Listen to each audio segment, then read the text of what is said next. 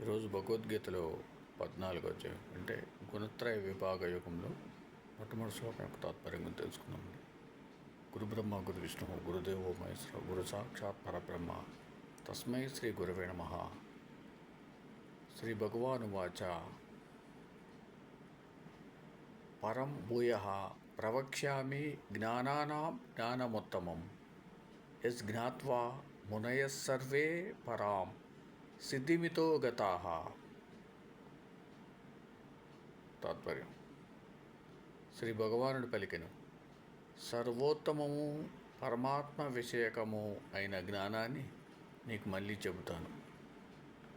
ఈ జ్ఞానాన్ని పొందిన మునులు దేహబంధం నుండి విడివడి పరమసిద్ధి అయిన మోక్షాన్ని పొందారు. ఓం సమర్ సద్గురు సాయినాథ్ మహారాజ్కి జయ. ఓం సమర్ సద్గురు భరద్వాజ్ మహారాజ్కి జయ.